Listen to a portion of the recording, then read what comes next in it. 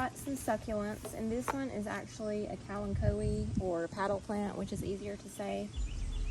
These are zone 10 and higher, so they definitely have to go inside in the wintertime in our zone. So we're in East Tennessee, which is zone 7A, and a lot of these soft succulents need to go in before the first frost. So inside is fine, or if you have a greenhouse or in your basement, if you don't have a lot of light, you can put an LED lamp over them. That's what I normally do. Now, I got this one at a nursery, so they usually don't come with, the best soil. You want to repot them in a better medium. Now, what I do, I don't get too complicated with my soil. I get a potting soil and I mix my own. Usually the succulent mixes or cactus mixes are kind of expensive, so if you mix your own, it's definitely cheaper. I buy big bags of sand, and I use like a coarse grit sand. The best sand to use is like a river sand if you can get it somewhere. I also have used like construction sand or pool filter sand. That works well because I've grown tons of succulents in them and they have done fine. I do different mixtures. I think that I almost do like a 60-40 mix, so 40% sand.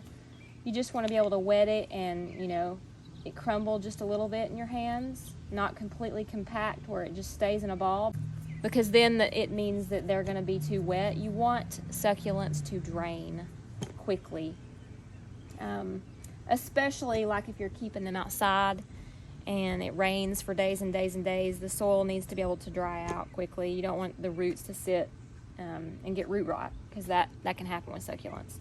So soil is really important. A really good draining mixture. I am repotting this one. And another thing sometimes I do, if I have some soil that has, a lot of chunks of, wood chips and all that kind of stuff in it, I'll use a sifter. I do that with a lot of my succulent soil. If you repot a succulent into a bigger container, they'll continue to grow and grow, a lot of them. If you like them in a small container, they'll stay compact and small, which, that's what some people want anyway. So it's just kind of all how you want to do them. Now, with a lot of my succulents, I like to dress the top of the soil. So I normally put rock. I think it's very cute. Another good reason to put rock is it keeps, some of the gnats and things like that try to get into the soil away. And I use either pea gravel, aquarium rock. You can get different colors depending on the color of the plant, what you're trying to, what colors you're wanting with your decor, if you've got them inside, or what complements the color of the plant.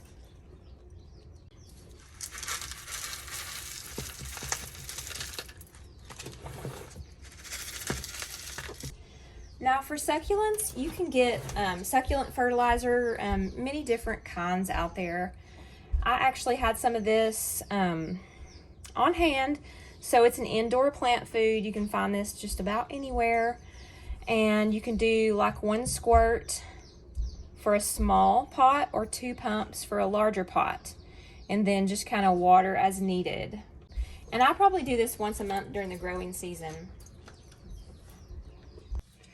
You can also mix this into like a quart waterer. I think it's like 4 pumps per quart water, and then you water as usual if you got a bunch of different things to water and you don't want to, pump it into each one. So another little bit of advice I wanted to tell you all while I was in my basement about watering succulents, especially when they have like a topping, on the soil.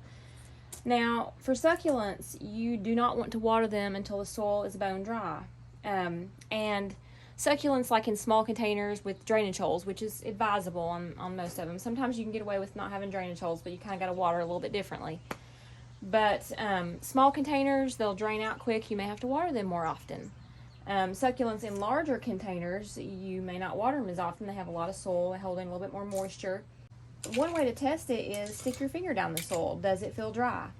If it does not feel dry, then absolutely don't water. Well, I find that these are very handy. These are a moisture meter. They may measure different things. This one does moisture, light, and pH. You just kind of move this little button over here for whichever one you want to use. This is really easy to stick down and rock. It doesn't mess up the top, and you can see that this has a lot of water in it. You will not need to water this probably for quite a bit of time, depending on the weather and, you know, where it's located and all of that. You want to make sure that this is all the way over here on 0 before you water this again.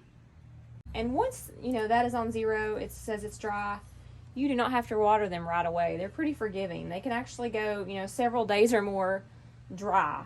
They may even start to look like wrinkledy, the leaves, and you can give them a good drink, and by the evening, they look fine again.